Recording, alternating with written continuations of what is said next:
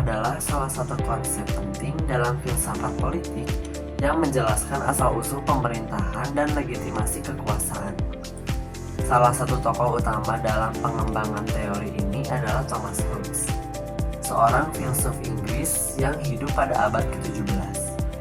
Karya terkenalnya adalah Leviathan, yang dimana menguraikan pandangannya mengenai keadaan manusia tanpa pemerintah dan bagaimana individu-individu bersepakat untuk membentuk masyarakat yang terorganisir.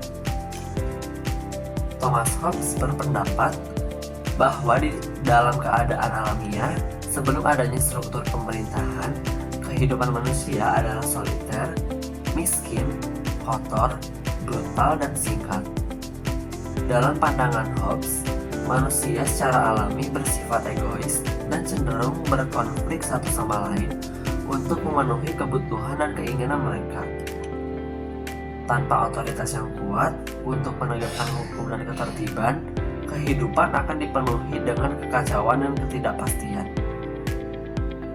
Untuk mengatasi masalah ini, Thomas Hobbes mengusulkan ide kontrak sosial. Dalam kontrak sosial ini, individu-individu setuju untuk menyerahkan sebagian kebebasan mereka kepada seorang penguasa atau pemerintah yang kuat. Sebagai imbalannya, penguasa tersebut bertanggung jawab untuk menjaga keamanan dan ketertiban masyarakat. Dalam pandangan Thomas Hobbes, legitimasi kekuasaan pemerintah berasal dari persetujuan rakyat untuk memberikan hak-hak tertentu demi perlindungan dan stabilitas. Hobbes meyakini bahwa untuk mencapai stabilitas yang efektif, pemerintah harus memiliki kekuasaan absolut. Hal ini berarti bahwa penguasa tidak boleh dibatasi oleh hukum atau institusi lain yang dapat mengganggu kekuasaan mereka. Dengan demikian, keputusan-keputusan yang diambil oleh penguasa harus bersifat final dan tidak dapat diganggu-gugat demi menjaga ketertiban sosial. Dalam konteks sejarah di Indonesia, penerapan teori kontrak sosial Thomas Hobbes dapat dilihat dalam konteks sejarah politik negara tersebut.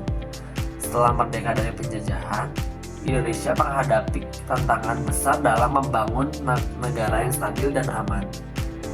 Berbagai konflik sosial, perbedaan etnis, dan ancaman separatisme menjadi tantangan bagi pemerintah. Pemerintah Indonesia seringkali mengambil langkah-langkah tegas untuk menjaga keamanan nasional. Misalnya dalam penanganan terorisme dan konflik komunal di beberapa daerah. Pemerintah menerapkan kebijakan yang mungkin membatasi kebebasan individu demi kepentingan keamanan kolektif. Kebijakan ini mencerminkan prinsip-prinsip dari Thomas Hobbes bahwa individu harus bersedia menyerahkan sebagian kebebasan kepada mereka negara untuk mendapatkan perlindungan. Contoh kasus dari teori kontrak sosial Thomas Hobbes ini adalah penanganan terorisme. Di salah satu penerapannya yaitu di dalam terorisme pasca serangan bom Bali pada tahun 2002.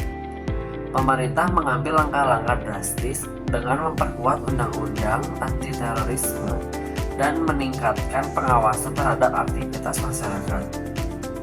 Meskipun langkah-langkah ini kadang dianggap kontroversial karena potensi pelanggaran hak asasi manusia, pemerintah berargumen bahwa tindakan tersebut diperlukan untuk melindungi keselamatan publik.